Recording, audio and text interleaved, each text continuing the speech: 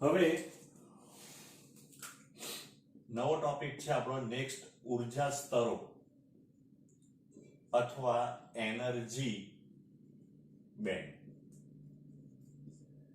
હવે આપણે એવું ભણી ચૂક્યા છે કે બોહરની થિયરી મુજબ કે દરેક ઇલેક્ટ્રોનને જે એક ઉર્જા લેવલ હોય ત્યારે પણ પરમાણુ કેવા હતા? છૂટા છૂટા હતા. એટલે એ લોકોના જે કક્ષામાં ઇલેક્ટ્રોન ફરતા હતા એની ઉર્જા બીજા કોઈ ઇલેક્ટ્રોનના આકર્ષણ અપાસો આંતરક્રિયા દ્વારા એને એમ કહેવાય કે એફેક્ટ નહીં થતી હતી. સમજ પડે?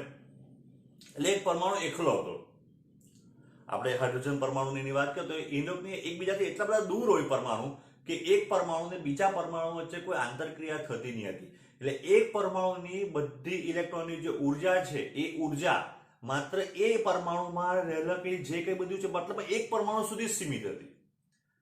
પણ જ્યારે આપણે કોઈ સોલિડ બનાવીએ, બરાબર, ઘન પદાર્થ બનાવીએ, જ્યારે જેને આપણે સ્ફટિકમય પદાર્થ કીધો, ક્રિસ્ટલ સ્ટ્રક્ચર વાળો, તો ત્યારે આપણે જોયું કે એ લોકો અવકાશમાં વ્યવસ્થિત ગોઠવણી બને, જાળીદાર રચના બને. અને એ કઈ ગોઠવણી એવી નથી, એટલી બધી નથી દૂર હોતી કે બે પરમાણુ એકબીજાથી ઘણા બધા દૂર હોય, જેવા વાયુમાં હતા. પણ એ એકબીજાથી જ્યારે નજીક આવે ત્યારે હવે શું થશે? તો હવે એમ કે બે પરમાણુ જ્યારે એકબીજાથી નજીક આવે ત્યારે એક પરમાણુના ઇલેક્ટ્રોન બીજા પરમાણુના ઇલેક્ટ્રોન પર ફોર્સ લગાડે અથવા બે પરમાણુના ઇલેક્ટ્રોન જે આઉટર કક્ષાના ઇલેક્ટ્રોન છે, બાહ્યતમ કક્ષાના ઇલેક્ટ્રોન, એ એકબીજા ઉપર શું કરશે? આંતરક્રિયા કરે. એટલે એને લઈને એમ કહેવાય કે એ જે બધા જે ઇલેક્ટ્રોન જે આઉટર સેલમાં છે, તો સિલિકોન જમીન માટે આપણે બહારના 4 સિલિકોન માટે આપણને ખબર છે કે કયા 3s2 અને 3p2 ના 4 ઇલેક્ટ્રોન, તો એની ઉર્જા સ્તરો બદલાય. એની શું થાય? કેમ કે ઉર્જા સ્તરો બદલાય અથવા ઉર્જા સ્તરો સ્પ્લિટ થાય. ઉર્જા સ્તરો આપણે એમ કહી શકાય કે એ વિભાજિત થાય ને ઘણી બધી ઉર્જા સ્તરોમાં શું થાય? તો વિભાજન થાય. બરાબર? કારણ કે દરેક ઇલેક્ટ્રોનની હવે ઉર્જા સ્તર કે ઉર્જા કેવી હશે? જુદી જુદી હશે. એને લઈને આખી જે ઉર્જા સ્તરોનો સમૂહ જે રચાય એને ઉર્જા બેન્ડ કહેવાય અથવા એનર્જી બેન્ડ કહેવાય. પાછું એક વાર જો શું થાય તે, જ્યારે બધા આપણે એમ કહેવાય કે પરમાણુ એની ફરતે રહેલા આ ઇલેક્ટ્રોન, તો જ્યારે પરમાણુ એકબીજાથી ઘણા દૂર હોય ત્યારે આના જે આઉટર સેલના, એટલે હવે ધારો કે આપણે વિચાર કરીએ કે બે પરમાણુ વચ્ચેનું જે અંતર, જેને આપણે હંમેશા હવે r કહીશું, એ d જેટલું છે. ને d જે છે, આ a જે છે, એ લગભગ એવું અંતર છે કે જે અંતર માટે પેલા આપણે જોઈ ગયા તે પ્રમાણે સિલિકોનના પરમાણુ એકબીજા સાથે જોડાઈને જાળીદાર રચના બનાવતો હતું, તે અંતર a છે. એટલે અત્યારે r = d છે ને ઘણું બધું વધારે છે a કરતા. તો હવે એમ કે આલોકના બે ઇલેક્ટ્રોન વચ્ચે કોઈ આંતરક્રિયા થાય નહીં, એટલે એની જો એનર્જી કે ઉર્જા લેવલ આપણે શોધવું હોય તો બોહર મોડેલ મુજબ આપણે શોધી શકાય, જે અહીંયા દર્શાવેલ છે. અહીંયા x અક્ષ ઉપર શું દર્શાવેલું છે? તો બે પરમાણુ વચ્ચેનું અંતર છે અને y અક્ષ ઉપર એ લોકોની ઉર્જા છે. તો એક ડિસ્ક્રીટ ઉર્જા સ્તર, એટલે કે કોઈ ચોક્કસ આપણને એ લોકોની ઉર્જા સ્તરો મળે. હવે જ્યારે આપણે લોકોને ક્રિસ્ટલાઇન એટલે કે આપણે સ્ફટિકમય બંધારણ રચવાનું હોય ત્યારે શું કરવું પડે? એકબીજા નજીક લાવવા પડે અથવા નજીક આવે કોઈક રીતે. માની લો નજીક આવે એટલે શું થાય? કેમ કે એ લોકોનું અંતર ઘટતું જાય. હવે એ લોકોનું અંતર ઘટે એટલે શું થાય? તો આપણે એમ કહી શકાય કે હવે આ લોકો વચ્ચેનું અંતર, જે બે પરમાણુઓ હતા એ પરમાણુ વચ્ચેનું અંતર હવે જે છે એ આપણે માની લઈએ કે r જ છે હજુ બી, પણ હવે એ અંતર r = c, જે d કરતા બહુ વધારે નથી. તો ત્યારે શું થાય? હવે તો ત્યારે આપણે એમ કહીએ કે આપણે આ રિજિયનમાં આવી ગયા. ત્યારે હવે એમ કે ધીરે ધીરે એક પરમાણુના ઇલેક્ટ્રોન આઉટર કક્ષાના બાહ્યતમ કક્ષાના ઇલેક્ટ્રોન બીજા પરમાણુના બાહ્યતમ કક્ષામાં રહેલા ઇલેક્ટ્રોન ઉપર શું કરશે? તો હવે એમ કહીએ કે આંતરક્રિયા કરે. એને લઈને ઉર્જા સ્તરો જે છે એ પહેલા જે ડિસ્ક્રીટ હતી એ હવે સ્પ્લિટ થઈ ગઈ. અહીંયા આ વિસ્તારમાં સ્પ્લિટ એટલે કે એક બધી ઉર્જા સ્તરો આપણે માની લઈએ કે ધારો કે n ઇલેક્ટ્રોન છે, તો પહેલા એવું હતું કે એ n ઇલેક્ટ્રોનમાંથી આપણે n પરમાણુ હતા, ઇલેક્ટ્રોન n પરમાણુ, તો n બરાબર આપણી પાસે ધારો કે 10 પરમાણુ છે. તો 10 પરમાણુની ધારો કે આપણે એમ કહી શકાય કે જે બધી ઉર્જા સ્તરો હતી તે અહીંયા જ હતી, અહીંયાની આ સ્પ્લિટ. હવે તો એ 10 પરમાણુમાં ટોટલ આ બેન કે 40 જેટલા જે આપણે કે 4n જેટલી ઉર્જા સ્તરો મળવાની આપણને સમજ પડે છે. એ 4n ની અંદર પહેલા આ 2n હતી ને આ 2n હતી. આ એક ને એક હજુ સિમ્પલ કરીએ, એક પરમાણુમાં કેટલા વેલેન્સ ઇલેક્ટ્રોન છે? 4. દરેકની ઉર્જા સ્તર આપણને કેટલી મળે? 4. હવે આપણે ધારો કે n પરમાણુ લીધા તો આપણને 4n ઉર્જા સ્તર મળવાની હતી. આ 2n થઈ ગયા. 2n કમ્પ્લીટ અને 2n કમ્પ્લીટ. હવે જ્યારે એકબીજાની નજીક આવે ને આંતરક્રિયા કરે ત્યારે શું થાય? તો એમ કહે કે એ 4n જેટલી ઉર્જા સ્તરો પહેલા આટલી જ હતી, અહીંયા એ સ્પ્લિટ થઈ ગઈ, એનો આખો રિજન આવી ગયો આવ્યો. એટલે આ બધામાં એટલે અહીંયાથી માંડીને અહીંયા સુધીના અલગ અલગ ઉર્જા સ્તરો ધરાવતા ઇલેક્ટ્રોન કે અલગ અલગ ઉર્જા ધરાવતા આપણને ઇલેક્ટ્રોન મળે. જે પહેલા આપણને 2 જ ઇલેક્ટ્રોન મળતા હતા, કાં તો આ કાં તો આ. કેમ? કારણ કે બધા પરમાણુ એકબીજાથી દૂર હતા, એટલે અહીંયા જે ઇલેક્ટ્રોન જે છે એ આની બાહ્યતમ કક્ષાના ઇલેક્ટ્રોન સાથે કોઈ આંતરક્રિયા કરી શકતા હતા નહીં. પણ હવે શું કરે? તો અહીંયા આંતરક્રિયા કરે. એટલે હવે શું થવાનું? તો હવે આપણે એમ કહી શકાય કે જે 3s કક્ષા જે છે એ કમ્પ્લીટલી એટલે 3s કક્ષામાં ફૂલ છે આઈડિયા. બરાબર? એમાં કેટલા ઇલેક્ટ્રોન હશે? 2n જેટલા ઇલેક્ટ્રોન થવાના. એ કમ્પ્લીટલી ફૂલ છે. 3p2 જે છે એની 3 મળશે એક દીઠ આપણને. બરાબર છે? આ થોડુંક સમજવા જેવું છે. અહીંયા આપણને 3n જેટલી આની 2n મળશે અને એ બધી ફૂલ છે, એટલે કે બધામાં ઇલેક્ટ્રોન છે. આની આપણને 3 શક્યતાઓ મળશે. 3n બહુ ડીપમાં નથી જતા, તો એમાં 3n માંથી માત્ર 2n જેટલી કક્ષાઓ જે છે અથવા એમ કે ઉર્જા સ્તરોમાં ઇલેક્ટ્રોન હશે. બાકીની જે છે ઉર્જા સ્તરો જે છે એ આપણે એમ કહી શકાય ખાલી હશે. ધારો કે આપણે એમ કે n બરાબર 100 છે, તો 3s ની આપણને 200 એવી ઉર્જા સ્તરો મળશે કે 200 માં ઇલેક્ટ્રોન હશે. 3p ની આપણને ટોટલ 3 ઉર્જા સ્તરો મળશે.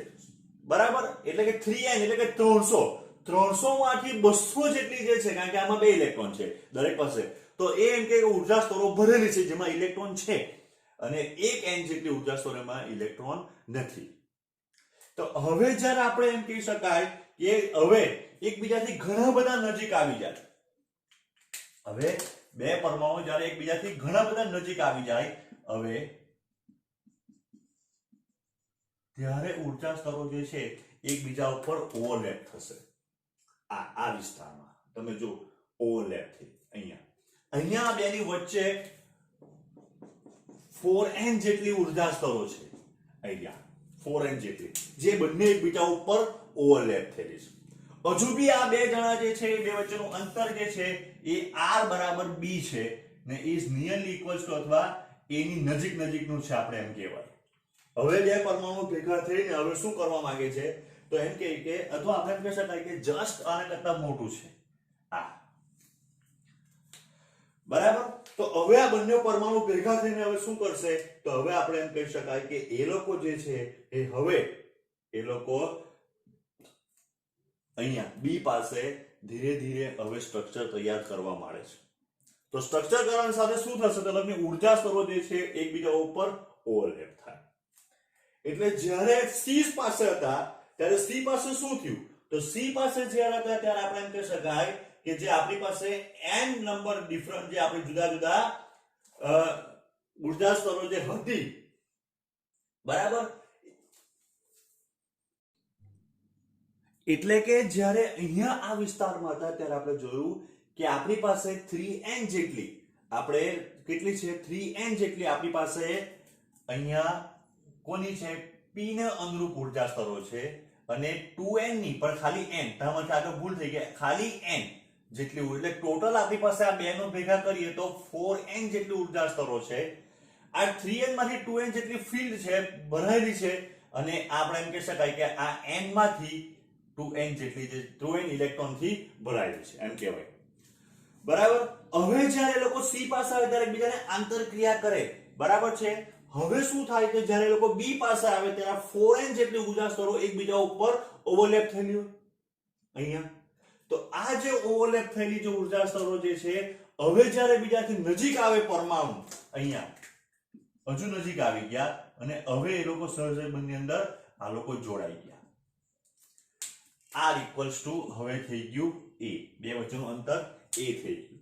ત્યારે આપણે એમ કહી શકાય કે અમુક જે ઉર્જા સ્તરો જે છે એ અમુક ઉર્જા સ્તરોમાંથી એટલે કે ટોટલ 4n જે આપણી પાસે 4n જેટલી ઉર્જા સ્તરો મળતી હતી એમાંથી આ 2n જેટલી ઉર્જા સ્તરો જે છે એ કમ્પ્લીટલી ખાલી હોય. એ શું હશે? કમ્પ્લીટલી ખાલી હશે.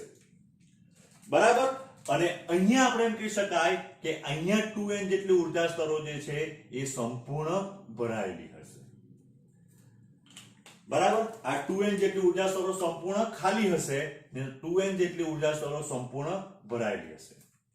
જે આપણે નીચે આપણે કે જે સંપૂર્ણ ભરાયેલી છે એની મેક્સિમમ ઉર્જા છે અહીંયા તે, અને જે ખાલી છે તેની મિનિમમ ઉર્જા. આ મેક્સિમમ ની આ ભરાયેલું મેક્સિમમ છે ને આ ખાલીનું મિનિમમ છે. આ બે વચ્ચેનું જે આપણે ઉર્જા સ્તરની ગેપ બને એને એનર્જી બેન્ડ ગેપ અથવા ફોરબિડન બેન્ડ ગેપ કહેવાય. એને એનર્જી બેન્ડ ગેપ અથવા ફોરબિડન બેન્ડ ગેપ કહેવાય. આ એનર્જી બેન્ડ ગેપ છે. ઉપરની જે ઉર્જા સ્તર જે છે એને કન્ડક્શન બેન્ડ કહેવાય. નીચેની જે ઉર્જા સ્તર છે એને વેલેન્સ બેન્ડ કહેવાય. વેલેન્સ બેન્ડની મહત્તમ ઉર્જા ધરાવતી ઉર્જા સ્તર અને કન્ડક્શન બેન્ડની ન્યૂનતમ ઉર્જા ધરાવતી ઉર્જા સ્તર વચ્ચેનો જે ઉર્જાનો તફાવત જે છે એને શું કહેવાય? તો એને બેન્ડ ગેપ કહેવાય. હજુ નહીં ખબર પડતી હોય તો 4n ક્યાંથી એટલે કેવી રીતના આવ્યા તે ફરી પાછું એકવાર સમજાવું છું. તો પાછું એકવાર જો અહીંયા જે આપણી પાસે ટોટલ આ જે 3p છે એ 3p ને અનુરૂપ આપણને ટોટલ 3n જેટલી ઉર્જા સ્તરો મળશે. બરાબર, એટલે એક પરમાણુ લેવામાં આવે ધારો કે 3p નો, તો એ એક પરમાણુનો 3p સ્તરને અનુરૂપ આપણને કેટલી મળે? 3. આપણે કેટલા પરમાણુ લીધા? n. એટલે ટોટલ આપણને કેટલી મળી? 3n. એ જ અનુરૂપ આપણને 3s2 એટલે 3s સાથે સંકળાયેલી આપણને કેટલી ઉર્જા સ્તર મળી? n. એટલે ટોટલ કેટલી થઈ ગઈ? 4n ઉર્જા સ્તરો થઈ ગઈ. બરાબર છે. હવે આમાંથી જે છે તો આની પાસે કેટલા ઇલેક્ટ્રોન છે? 2. એટલે આમાંથી 2n જે એમ કહેવાય ઇલેક્ટ્રોન થી ભરાયેલી હોય. આમાં બી 2 ઇલેક્ટ્રોન છે એકમાં, એટલે આની અંદર બી 2n ઇલેક્ટ્રોન ભરેલા હોય. એટલે આપણે એમ કહી શકાય હવે કે આની અંદરથી એમ કહેવાય કે 2n જેટલા જે આપણે એમ કહેવાય આ 3n મળ્યા એમાંથી 2n જેટલી ઉર્જા સ્તર ભરેલી હોય અને બાકીની જે છે તે ખાલી હોય. બરાબર,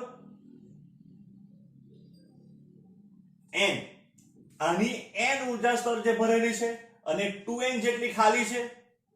આની n જે છે n એ n કેટલી છે? ભરેલી છે.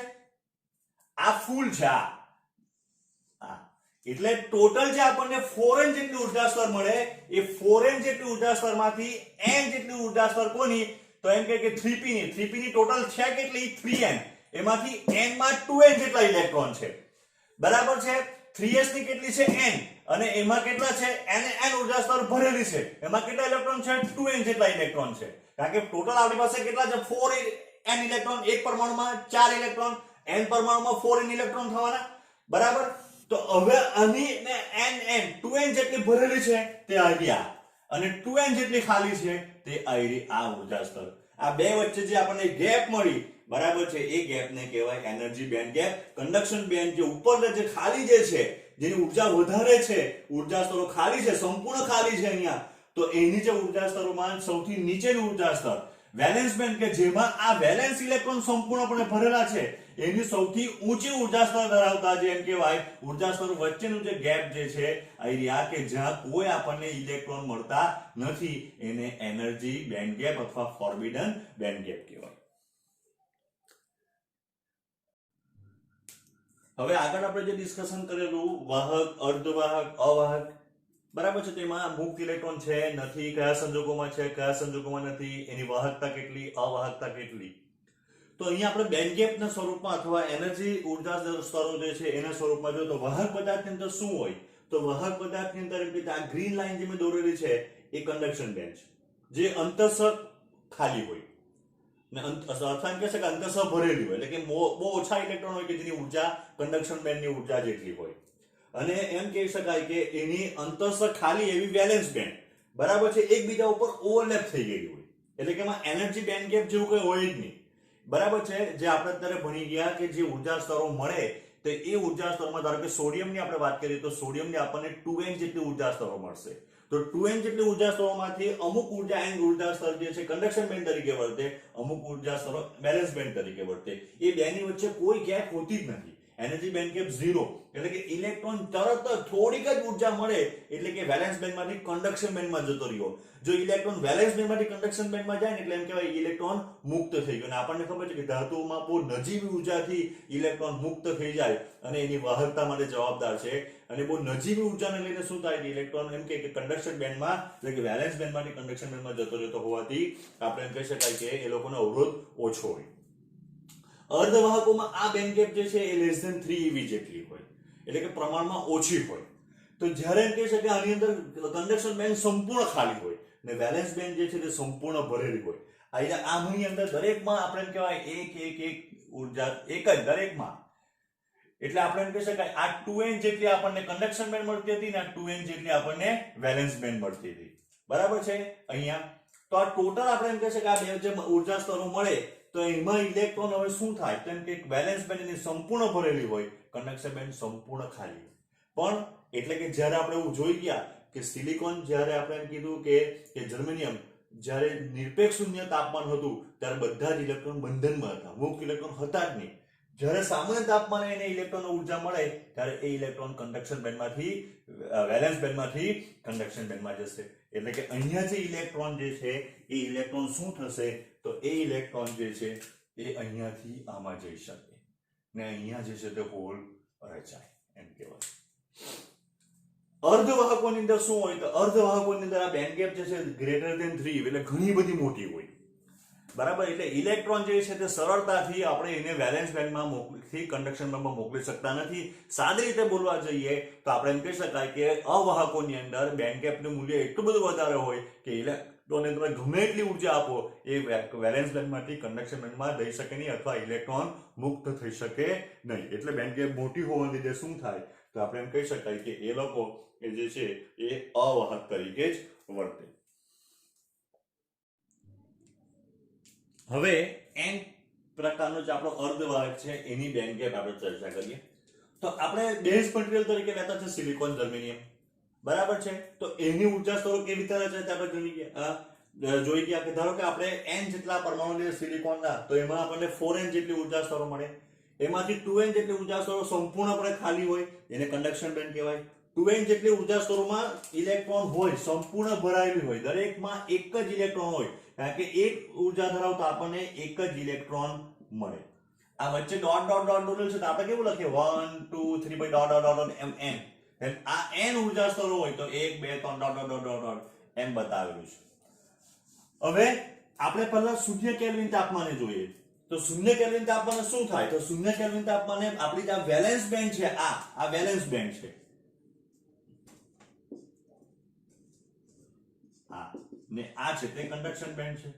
તો વેલેન્સ બેન્ડ જે છે સંપૂર્ણ ઇલેક્ટ્રોનથી ભરાયેલું હોય, કન્ડક્શન બેન્ડ સંપૂર્ણ ખાલી હોય. પણ આ તો આપણે આવું તો કાં જોઈ ગયા શુદ્ધ અર્ધવાહકમાં જોઈ ગયા. હવે તો n ટાઈપ એટલે જેમાં ડોપિંગ કરેલું છે આપણે કયા પ્રકારના ડોપિંગ કરેલું છે તો પેન્ટાવેલેન્ટ કે તો n પ્રકારના અર્ધવાહકમાં ઇલેક્ટ્રોન મેજોરિટી ચાર્જ કેરિયર તરીકે હોય ને હોલ છે તે માઇનોરિટી ચાર્જ કેરિયર તરીકે હોય. તો હવે આપણે એનું શું બતાવવાનું છે આની અંદર તો આપણે આની અંદર જે છે એ આપણે પેલા આર્સેનિક, બિસ્મથ, એન્ટીમની જે બતાવેલા તો એની જે ઉર્જા સ્તરો જે છે તો એની ઉર્જા સ્તરો અહીંયા આવશે આ ED. કેમ અહીંયા નજીક જ દોરી તો આપણને ખબર છે કે એ ઇલેક્ટ્રોન જે છે એ પણ +5 વાળો ધારો કે આર્સેનિકમાં આપણે કીધું કે 33મો ઇલેક્ટ્રોન એને જરાક જ ઉર્જા આપો એટલે મુક્ત થઈ જાય. જો મુક્ત થઈ જાય તો એ ઇલેક્ટ્રોન કન્ડક્શન બેન્ડમાં જતો રહ્યો છે એમ કહેવાય. એટલે કન્ડક્શન બેન્ડમાં જવા માટે એને થોડીક જ ઉર્જાની જરૂર પડે એટલે આપણે સ્વાભાવિક છે કે એને કન્ડક્શન બેન્ડની નજીક જ દર્શાવવું પડે. જો આપણે એને અહીંયા દર્શાવતે તો એનો અર્થ એ કે વધારે ઉર્જાની જરૂર પડે જ્યારે મુક્ત થઈ શકે. જ્યારે આપણે આગળ જોઈ ગયા કે n પ્રકારના અર્ધ અને p પ્રકારના અર્ધવાહકમાં કે અહીંયા જ્યારે એ n પ્રકારના અર્ધવાહકમાં કે જરાક જ ઉર્જા મળે એટલે એ મુક્ત થઈ જાય. બરાબર. તો અહીંયા આ બધા જે ઇલેક્ટ્રોન આ જે છે એ દરેક એક પેન્ટાવેલેન્ટ અથવા એક આર્સેનિકના પરમાણુ દીઠ આપણને એક જે મુક્ત ઇલેક્ટ્રોન મળતો હતો તે પણ આ પણ ક્યાં છે હજુ તો હજુ બી એ બંધનમાં છે, હજુ એ મુક્ત ઇલેક્ટ્રોન નથી કારણ કે આપણે શૂન્ય કેલ્વિન તાપમાન છે એને એટલી ઉર્જા મળી જ નથી કે એ પેલા આર્સેનિક નો કે 33મો ઇલેક્ટ્રોન હોય તો બી હજુ આર્સેનિકની પરમાણુ કક્ષકમાં જ પરિભ્રમણ કરતો છે એમ કહેવાય એ મુક્ત થયો નથી. બરાબર. હવે રૂમ તાપમાન અથવા 300 કેલ્વિન તાપમાને જો આપણે દોરીએ ઉર્જા સ્તરો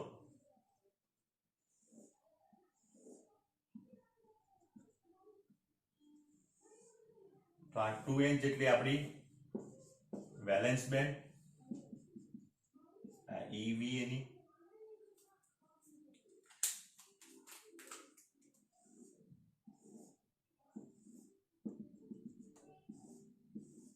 આ 2n જેટલી આપણી કન્ડક્શન બેન્ડ, આ EC, આ E, આમાં ઇલેક્ટ્રોન છે, આમાં બી ઇલેક્ટ્રોન છે, દરેકમાં એક જ ઇલેક્ટ્રોન હોય. ચાલો હવે તો આમાં ફરક શું પડે યાદ કરો. તો રૂમ તાપમાને સાલામાં આપણે સિલિકોનમાં બી આપણને શું મળતું હતું, તે અર્ધવાહક તરીકે, એટલે કે વાહકતા મળતી હતી, એટલે કે ઇલેક્ટ્રોન મુક્ત મળે. એટલે જો અહીંયાથી જે ઇલેક્ટ્રોન જે છે, આ જે ઇલેક્ટ્રોન જો અહીંયાથી ઉપર જાય અહીંયા, તો બરાબર અહીંયા શું થાય, હોલ રચાય. ધારો કે આ ઇલેક્ટ્રોન ઉપર ગયો અહીંયા, તો અહીંયા હોલ રચાયો. પણ આ ઇલેક્ટ્રોન જો ઉપર જાય તો એની પાછળ હોલ રચાતા નથી. એની પાછળ શું થાય, હોલ રચાતા નથી. આપણને ખબર છે આ ઇલેક્ટ્રોન અહીંયા જતો રહ્યો તો આ જગ્યા ખાલી પડી. આ ઇલેક્ટ્રોન ધારો કે અહીંયા ગયો તો આ જગ્યા ખાલી પડી. બરાબર, ત્યાં હોલ રચાતો નથી, કારણ કે આ આર્સેનિક માંથી અથવા જે આપણે અશુદ્ધિ ઉમેર્યા છે તે પરમાણુમાંથી, એના પરમાણુ કક્ષકમાંથી ગયો. એટલે અહીંયા તમે જોવ કે અહીંયા આપણને 1 2 3 ને 4 જેટલા મુક્ત ઇલેક્ટ્રોન મળ્યા, તો એની સામે હોલ કેટલા મળ્યા, 2 જ મળ્યા. એટલે અહીંયા આપણે કહી શકાય કે અહીંયા Ne ગ્રેટર ધેન આપણને NH મળતું હતું. આ ક્યારે, તો આ રૂમ તાપમાને, આપણે એમ કહી શકાય કે રૂમ ટેમ્પરેચર અથવા 300 કેલ્વિન તાપમાને કે ઓરડાના તાપમાને. તો ઓરડા શું થાય, તો નિરપેક્ષ શૂન્ય તાપમાન આપણને શું મળતું હતું, તો નિરપેક્ષ શૂન્ય તાપમાન આપણે એમ કહી શકાય કે નિરપેક્ષ શૂન્ય તાપમાને કન્ડક્શન બેન્ડ સંપૂર્ણ ખાલી, વેલેન્સ બેન્ડ સંપૂર્ણ ભરેલી.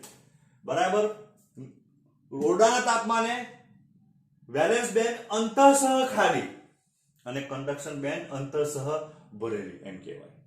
બરાબર છે. જેમ જેમ હવે આ પાછા અહીંયા નહીં રહે, થોડોક પાછા નીચે બી આવી, એવી બી આ બી ઇલેક્ટ્રોન અહીંયા આવી શકે. બરાબર, તો એમ કહેવાય કે ફરી પાછા આપણે સંયોજક બંધમાં જોડાઈ ગયા, જે પુનઃસંયોજન થતું હતું એ થઈ ગયું. હવે પી પ્રકારની ઉર્જા સ્તરો, તો જો બેઝ મટીરીયલની તો આ જ આવવાની. હવે આપણે શું બતાવવાનું છે, પેલી એક્સેપ્ટર અશુદ્ધિ વાળી, કે જેમાં શું હશે, તો એમાં હોલ હશે. એટલે આ હોલ એક્સેપ્ટર EA, આપણે એની આગળ ED લખેલું છે, જ્યાં અહીંયા દોરેલા હતા તો ત્યારે આપણે ED, D ફોર ડોનર અશુદ્ધિ ને A ફોર એક્સેપ્ટર અશુદ્ધિ. બરાબર, અહીંયા તો આની અંદર શું હશે, તો આની અંદર હોલ હશે. હા, બરાબર. એટલે આપણે આને વેલેન્સ બેન્ડની નજીક દર્શાવ્યા. ક્યારે, 0 કેલ્વિન તાપમાને. હવે શું થાય, તો જ્યારે આપણે ઓરડાના તાપમાને વિચાર કરીએ ત્યારે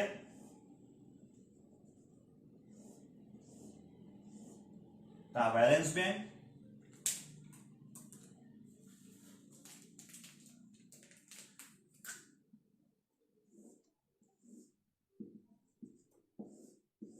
આ કન્ડક્શન બેન્ડ. બરાબર છે. આપણી જે એક્સેપ્ટર અશુદ્ધિ હતી તેની આપણે ઉર્જા સ્તરો બતાવી, EA, આ EC, EV, સોરી EV, આ EC. આની અંદર દરેકમાં ઇલેક્ટ્રોન છે. બરાબર, અહીંયા શું હશે, હોલ હશે. બરાબર, હવે આપણે એમ કહેવાય કે 300 કેલ્વિન તાપમાને કે ઓરડાના તાપમાને શું થાય, તો આ ઇલેક્ટ્રોન અહીંયા ગયો, ધારો કે, એટલે આ ઇલેક્ટ્રોન મુક્ત ઇલેક્ટ્રોન થઈ ગયો, પણ અહીંયા હોલ રચાયો. એવું બી પોસિબલ છે કે આ ઇલેક્ટ્રોન આમાં બી જઈ શકે, તો અહીંયા હોલ રચાય. તમે જો કે મુક્ત ઇલેક્ટ્રોન કરતા હોલની જે છે સંખ્યા ઘનતા હંમેશા અહીંયા વધારે. આપણને ખબર છે કે આ પ્રકારના અર્ધવાહકમાં હોલ જે છે તે મેજોરિટી ચાર્જ કેરિયર તરીકે વર્તે, ઇલેક્ટ્રોન જે છે એ માઇનોરિટી ચાર્જ કેરિયર તરીકે વર્તે, કારણ કે મુક્ત ઇલેક્ટ્રોનની સંખ્યા ઓછી છે. અહીંયા આ હોલ ઘણા બધા છે અહીંયા, તો મુક્ત ઇલેક્ટ્રોન કેવા છે, ઓછા છે. તો આ રીતે આપણે એમ કહી શકાય કે ઉર્જા સ્વરૂપે બેન્ડ ગેપને ધ્યાનમાં લઈને બી આપણે p પ્રકાર ને n પ્રકારના અર્ધવાહકો જે છે એને સમજાવી શકીએ. હવે પુનઃસંયોજન દર. તો જો આપણે જોઈ ગયા કે ઇલેક્ટ્રોન જે છે એ નીકળે એટલે હોલનું નિર્માણ કરે. ફરી પાછો કોઈ ઇલેક્ટ્રોન જે છે એ અંદર આવી જાય તો જ્યારે ઇલેક્ટ્રોન નીકળે ત્યારે કહેવાય હોલ અને ઇલેક્ટ્રોનનો જોડકો રચાય. બરાબર. ફરી પાછો જ્યારે ઇલેક્ટ્રોન એક અંદર દાખલ થાય તો ત્યારે એનું પુનઃસંયોજન થાય. આ પુનઃસંયોજન the proportional to Ne into NH. એટલે કે Ne એટલે ઇલેક્ટ્રોનની સંખ્યા ઘનતા, NH એટલે હોલની સંખ્યા ઘનતા. તો is equals to આપણે લખીએ તો R into NEH, જ્યાં R એટલે રીકોમ્બિનેશન અથવા પુનઃસંયોજન દરનો અચળાંક. હવે આપણે કહેવાય કે શુદ્ધ અર્ધવાહક માટે Ni બરાબર Ne into NH આપણે જોઈ ગયા ભેગા જે શુદ્ધ અર્ધવાહક હોય I for instance એમાં ઇલેક્ટ્રોન અને હોલની સંખ્યા ઘનતા સરખી હોય તો આપણે કહેવાય is equals to R into Ni into Ni. So therefore Ni square equals to Ne into NH. આપણને આ એક સૂત્ર મળે જેના પર આધારિત MCQ ને દાખલા છે.